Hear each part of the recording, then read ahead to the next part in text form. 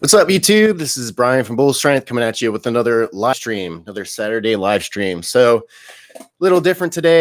We're not in the gym, obviously. We're just going to be talking about sedentary lifestyle, the negative effects that come with it, and what you can do to correct it. Okay, so just starting off, want you guys to know there is a video coming up later, either today or tomorrow. I'm talking about squats.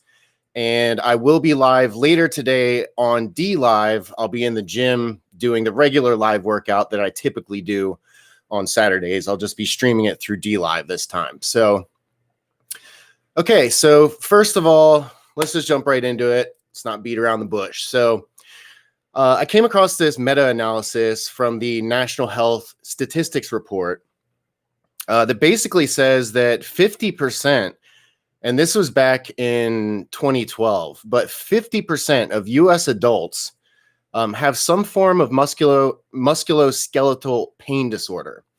Of the sample size, a quarter of these people have arthritis, and another quarter of these people report lower back pain, 17% report joint conditions, and then 14% report neck pain or problems. Now, a lot of these conditions here are tied directly to sitting around too much, to sedentary lifestyle. Now, this is something that it plagues all of us nowadays. You know, we've got a lot of workers are working from home, working remotely. And even when you're not working remotely, most people are going to a cubicle, they're sitting all day, or maybe they're working like a fast food job, or, you know, something where they're standing all day, which, believe it or not, you will incur almost the exact same negative effects from standing too much as you will from sitting too much. So the key is that you want to alternate between both. You don't want to do too much standing or too much sitting consecutively. You want to break it up. Okay. And just for all of you gym rats that think that you're immune to the effects of sedentary lifestyle, in other words, having your posture go to shit from sitting around all day, there are several studies that point to like pretty much if you're working out hard in the gym, you get like a 2-hour workout in, and then you spend the rest of the day sitting, you've pretty much negated the 2 hours that you put in the gym. No amount of exercise is going to put a dent in the damage caused from sitting for, you know, like 8 or 10 hours a day. So the key is to break it up. And if you are experiencing specific pains, I'm going to give you some stretches and exercises and different strategies that you can do to sort of relieve these chronic pains. So let's get into the negative side effects of when you're sitting in one spot for too long. Okay, so first of all, the blood is going to tend to pool up in your legs. And over time, as you age, this is going to cause varicose veins, possible blood clots. But either way, having the blood pooled up in your legs is going to give you sort of a foggy brain effect. You're not going to be able to think quite as clearly after sitting too long consecutively. With all the blood pooled up in your legs, obviously you're not getting enough to your brain. So it will result in foggy brain sort of side effect. And in the super long term, you can end up with varicose veins and blood clots, like I said. And yeah, blood clot, that's bad news. Obviously, you know, you can end up with a heart attack or something like that as a result. Another thing that comes from sitting in the same spot for too long is your spine becomes inflexible. The compression effect on the spine for too much consecutive time will actually harden the collagen and make it less flexible. So in other words, your lateral flexion, being able to turn from side to side. I see this a lot with some of the guys that I train that are more sedentary in their jobs. Specifically, there's an IT guy that I train where he has absolutely no lateral flexion. And we've been working on that quite a bit. But, you know, this guy's really active. He runs, he works out in the gym several days a week. But the fact that he's IT and he does nothing but sit, these negative effects, you can't run away from them. They will catch up to you. So another thing that happens is your abs will tighten up, which will exaggerate a sort of a spinal arch in your lower back, right? Everything tightens up here. You're going to end up sort of rounding. You're going to have slouched shoulders in your upper body. So in other words, you're going to have spinal kyphosis in your upper back. So you're going to start doing this. And I just want to say, a lot of people, I saw this in my last job where I was pretty much working as sort of a sedentary cubicle type job. I was a test pilot, but a lot of people that were working that job ended up with sort of a spinal kyphosis and imbalance in their shoulder girdle. And then I would see them at the gym, and pretty much all they would be doing is bench press and curls and a bunch of work on the anterior part of their body, which just makes the problem worse, right? If everything up front is super tight and everything in the back is super loose, and you go to the gym and you're making everything up front even tighter, you're making the problem even worse. So we'll talk about how to reverse that effect here in a second. But so this spinal kyphosis in your upper back that leads to shoulder imbalance can contribute to pinched nerves in your forehead and scalp, which can lead to tension headaches. So, just like anytime you have a breakdown in your body, if you have a specific muscle group that breaks down, a lot of times the other muscles in that kinetic chain will begin to break down over time too, right? This is why people with super tight hamstrings tend to end up with lower back problems, because it literally crawls from muscle group to muscle group like a virus. And it's no different with, the effects of being sedentary. This kyphotic posture will contribute to pinched nerves, which can lead to tension headaches. So if you're sitting around too much and you have tension headaches too often, here's your reason why. It's your slouched shoulders. It is the imbalances in your upper back that have eventually led to imbalances in your neck and head. So yeah. And then the final effect, which is kind of the most obvious, is shortened hip flexors, right? So we're sitting, our hip flexors are flexed and our glutes are super loose while we're sitting, right? So you end up with looser glutes and tighter hip flexors. And over time, that will cause a pelvic tilt. So that's another layer of imbalance. So just to kind of summarize, you're going to end up with long-term sedentary life. You're going to end up with foggy brain, spinal inflexibility, so hardening of the spine, tight abs, which is going to further exaggerate your spinal posture, kyphosis in your upper back, slouched shoulders, and shortened hip flexors. And then another thing to pile it all on, this is one that I kind of forgot, but studies have shown that 4 hours of consecutive sitting leads to significant compression of your discs in your lower back. So if you're sitting in the same spot for too long, you're going to end up with all of the effects that I just mentioned, including disc compression in your lower back. And this is part of the reason why people that sit too much end up with lower back pain. And this applies to truck drivers, people that drive cross country. Even if you've done a road trip or something like that, if you're not regularly getting out and stretching your legs and moving around a little bit, you're going to end up with some sort of lower back discomfort at the very least. And especially bad in a road trip. Like if you're just sitting in the same spot the whole time and you're just, ordering drive-through fast food, and you're not really getting out of the car much, the exact same thing can happen to you from that. So,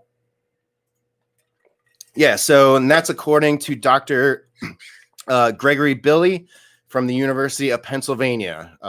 This is a study that was done pretty thoroughly that pretty much points to 4 hours of consecutive sitting leading to lower back disc compression. And over time, you can end up with herniated discs. I mean, the problem could end up becoming a lot worse if you don't address it and nip it in the bud quickly. So how do we fix sedentary posture? So let's say you're sitting too much, your hip flexors are tight, you have poor squat mobility. You have a shoulder imbalance. Like when you're standing, your shoulders aren't pulled back, right? They're more slouched forward. What do you do? So because pretty much, I mean, really to wrap it up, I'm going to break down exactly all the little things that you can do, but all of those muscles that are tight, that are contributing to bad posture, you pretty much want to tighten up the antagonist muscles. So the opposite muscles, right? So if you have a shoulder slouch, right? So your front deltoids and your pectoralis muscles are tighter, causing you to slouch. You're going to want to do sort of pulling exercises, specifically ones that are going to target your upper back. So the face pull, a lot of different types of rows are going to be good for this. But if you're trying to hit it directly, a face pull, a lat pull down, something like that is going to target those specific muscles responsible for the slouching of your shoulders. So just remember, if you have a tightening of your front deltoids, you want to work on strengthening your rear deltoids. If you have a tightening of your abs, you want to work on, your lower back. You want to work on your glutes. Like I said, when you're sitting for a really long time, your glutes are extended, right? They're extended. We're flexed up here. We're extended back here. So you want to tighten those up as well. So things like sumo deadlifts, things that are going to really target and activate the glute muscles. And then like glute bridges, hip thrusts, things like that. And these are things that you can do even in the office, right? If you have a cubicle or, if you have somewhere where you can go kind of private, you can kind of knock out a couple of different exercises real quick and then just get right back to your desk. And it'll go a long way in preventing any type of long-term chronic damage. Okay. So you want to improve your posture to be as close to ideal as possible. Optimal alignment will lessen strain to muscles, ligaments, and bones. So when you're sitting, you want to kind of try to be conscious of your shoulder position, right? So you don't want to be slouched forward and just kind of doing this all day. Every once in a while, especially when you become aware that you're sort of slouching, you want to pull everything back. Even if it's just a nice little stretch, you want to do one of those every now and then to sort of break it up. And these sort of intra-sitting stretches that I'm recommending, you want to do these about every hour or so if possible. Like I said, if you're sitting in the same spot and you're doing absolutely nothing for about 4 hours straight, that's when you're going to really start seeing some really negative side effects. However, like if you're kind of breaking it up but not enough, you can still end up with the negative side effects. And like I said, going to the gym isn't going to save you alone. If you're sitting for 8 hours a day, 10 hours a day, and you're doing nothing to break up that posture that you're pretty much locking yourself into, no amount of work that you do in the gym is going to counter that. The damage is going to happen. There's a lot of studies that point to that. Okay, so you want to be taking movement breaks specifically. Okay, so all right. So how am I gonna? I didn't actually work out how I'm gonna demonstrate these. I guess I'll go back onto the couch. But the first one you want to do is a cat cow. So this is going to be a good one for stretching out the lower back and especially the abs. Like I said, the abs are going to start really tightening up the more that you sit. And the hip flexors start tightening up too. So the cat cow stretch, I'm going to get back here and awkwardly show you what it looks like. So you're going to get on all fours, right? You can just do this in the office, do it in your cubicle. Just make sure no one's looking, especially no females. You don't want like an EO complaint. But yeah, so you're going to push your hips up, push your head up, and then flex everything in the opposite direction. Now, I don't know if you heard any of that, but so you want to push your glutes up and your heads up, or your head up, your head's up. I'm talking to a bunch of hydras. You want to push your glutes up and your head up. So you want to get a nice dip in your spine. Then you want to do the opposite. So you want to form an arch in your spine, tuck your hips, and tuck your shoulders. Okay. You want to go back and forth between that. So that is the cat cow. Also, if you just get up, walk around a little bit, every hour or so, just stand up, shake your legs out, get the blood flowing. Because like I said, one of the big effects of sitting too much is having blood pool in your legs, which can result in, having a foggy brain and just not being as effective at your job. So, or whatever you're doing. If you're a gamer, whatever the case is, the more blood you have pool into your legs, the less you're going to have in your brain. So get up, walk around a little bit. You want to alternate between standing and sitting as much as possible. And this applies to people that stand all day, right? There was somebody I was training. Actually, I'm still training her, but she has a job. She works at a post office, and she does a crap load of standing.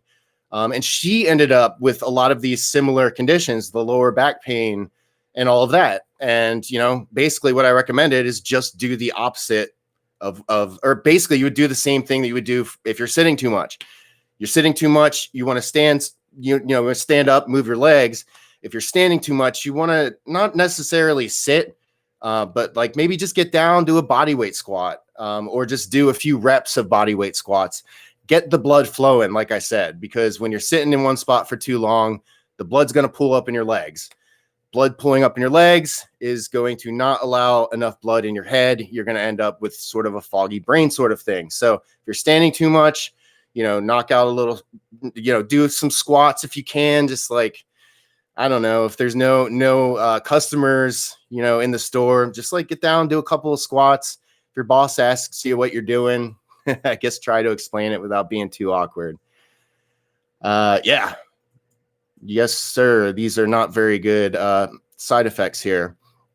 So yeah, alternating between standing and sitting. The hip flexor stretch. So like I said, when we went down the list of negative side effects, one of the things that happens is the hip flexors that run down through your abs and into your legs here are going to start to tighten up. And over time, this tightness, especially if you're sitting for an absurd amount of time every day, the muscle itself is actually going to adapt. So in other words, your hip flexors being shortened is going to become permanent. Your body is just going to be like, well, we don't need these lengthened. They never get lengthened. So your body's going to make some sacrifices. It's going to shorten up and tighten up.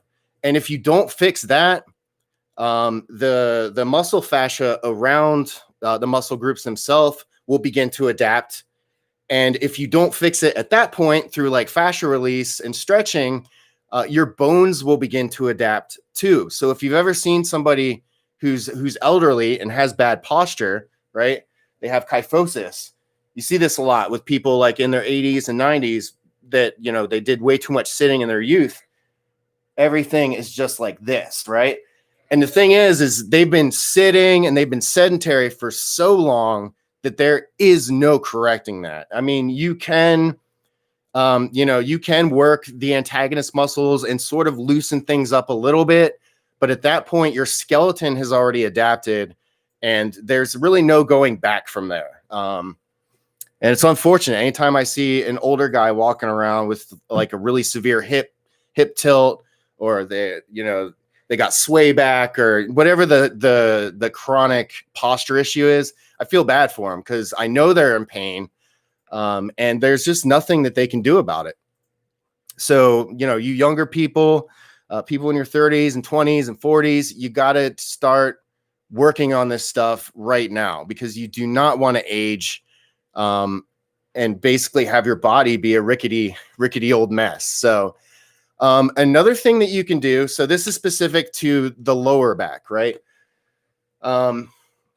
You just get down and do a plank, right? Just get down on your forearms and do a forearm plank. What that's going to do is it's going to tighten everything in the front. All of your anterior trunk muscles are going to tighten, which is going to cause everything in the back to loosen, right? It's the same concept, like I said earlier, of doing like face pulls or lat pull downs to counter the shoulder posture, right? Or hitting the antagonist muscles.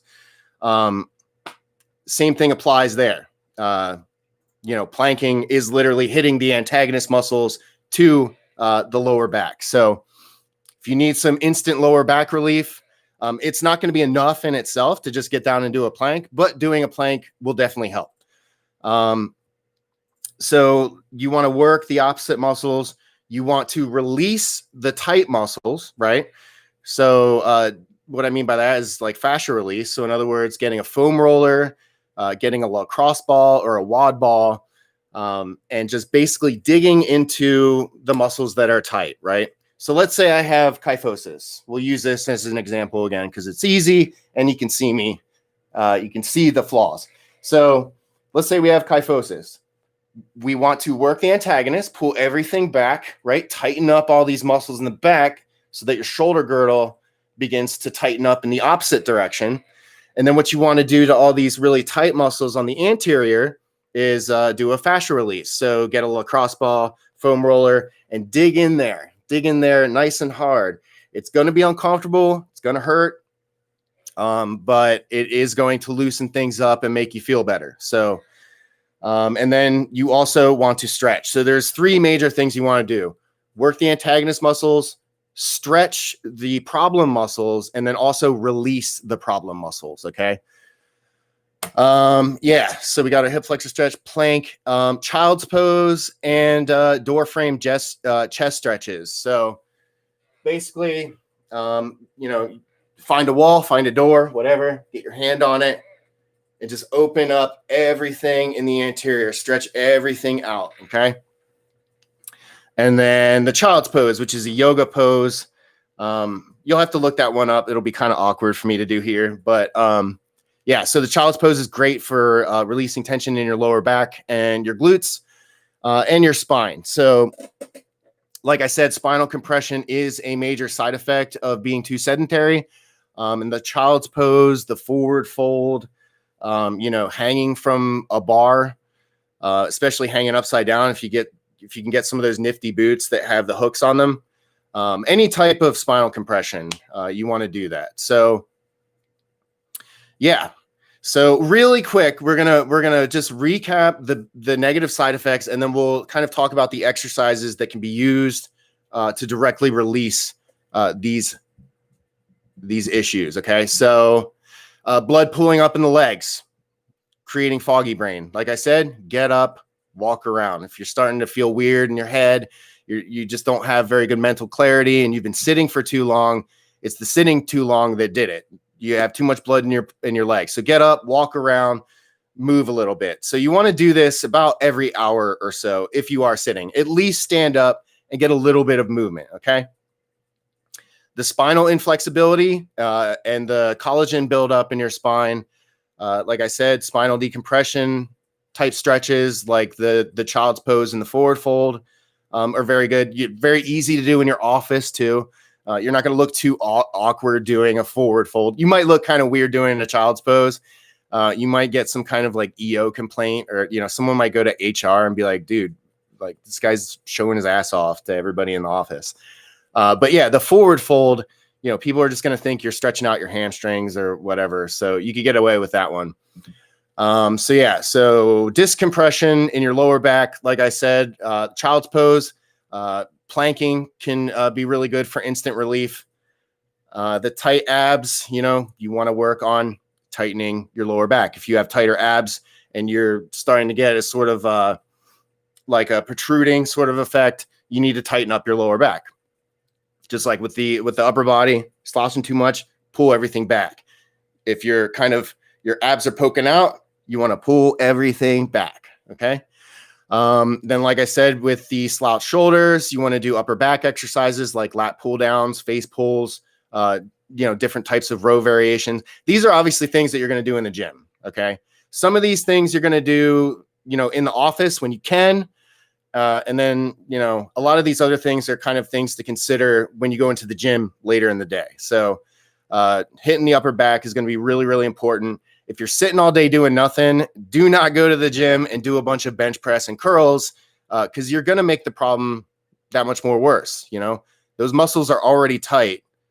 Why are you tightening them even more? It's just bad. And then for the shortened hip flexors, you can do a hip flexor stretch. I'll show you that one real quick. We'll go back to the demonstration couch back here. So one knee down, other foot forward, pull yourself into it. Okay, so this is going to directly counter the tight hip flexors. Let me do it towards the camera so you can see me. Okay, now if you feel like you're not getting a good enough stretch from doing this, get down on the ground here.